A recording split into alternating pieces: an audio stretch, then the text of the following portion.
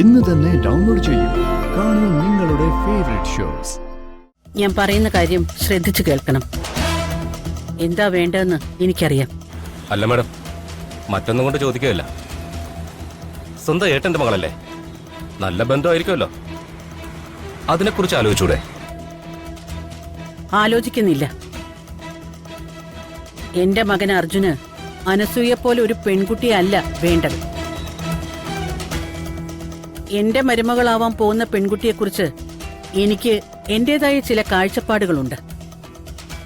അത് എന്റെ സഹോദരന് വേണ്ടി മാറ്റാൻ ഞാൻ തയ്യാറല്ല. മനസ്സിലായോ? മനസ്സിലായി മാഡം.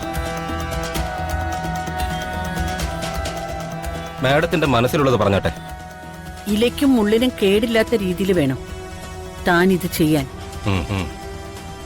ഈ വിവാഹകാര്യം ഭദ്രേട്ടൻ ഇനി മേലിൽ പറയരുത്.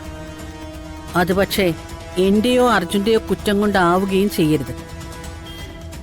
അനസൂയയ്ക്ക് മറ്റൊരു ബന്ധമുണ്ടെന്ന് സ്ഥാപിക്കണം എനിക്ക്. ഇപ്പോഴത്തെ കാലത്ത് അത് വളരെ ഈസിയാണ്. അനസൂയയും അവളുടെ കൂടെ മറ്റൊരു പയ്യനും ഒരുമിച്ച് നിൽക്കുന്ന ഒരു ഫോട്ടോ നിങ്ങൾ ക്രിയേറ്റ് ചെയ്യണം. അക്കാര്യം ഞാൻ ഏറ്റു. ആ ഫോട്ടോ കണ്ടാ തോന്നണം അനസൂയയും ആ പയ്യനും തമ്മില് ഗാഢമായ പ്രേമത്തിലാണെന്ന്. ഞാൻ പറഞ്ഞത് മനസ്സിലായോ തനിക്ക്? മനസ്സിലായി.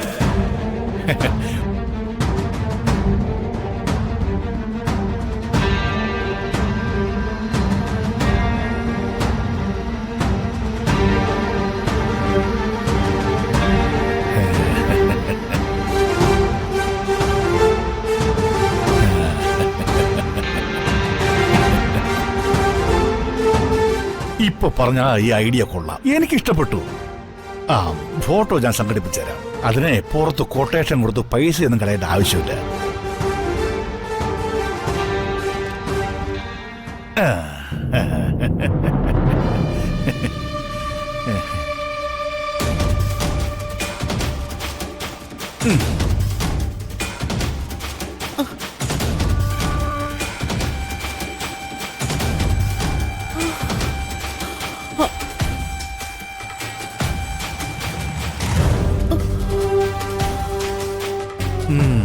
ഞാൻ പറയാതെ തന്നെ പലതും കുഞ്ഞുമോൾക്ക് ഓർമ്മ വന്ന് കാണും എന്നെനിക്കറിയാം. ഈ ഫോട്ടോയിൽ കാണുന്ന കുഞ്ഞുമോളിൽ നിന്ന് രമാദേവിയായി മാറിയ ചരിത്രം എന്നെ കൊണ്ട് പറയിപ്പിക്കരുത്. ഞാനെല്ലാം പറഞ്ഞാൽ അറിയാമല്ലോ പിന്നെ എന്തായിരിക്കും അവസ്ഥയെന്ന്. അതുകൊണ്ട് ഞാൻ പറഞ്ഞത് നടക്കണം. ഞാൻ പറഞ്ഞതേ നടക്കാവൂ. അർജുന്റെയും അനസൂയയുടെയും കല്യാണം എത്രയും പെട്ടെന്ന് തന്നെ നടക്കണം.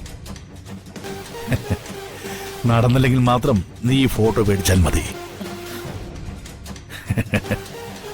കുഞ്ഞോള് വാ, നമുക്ക് എന്തെങ്കിലും കഴിക്കാം.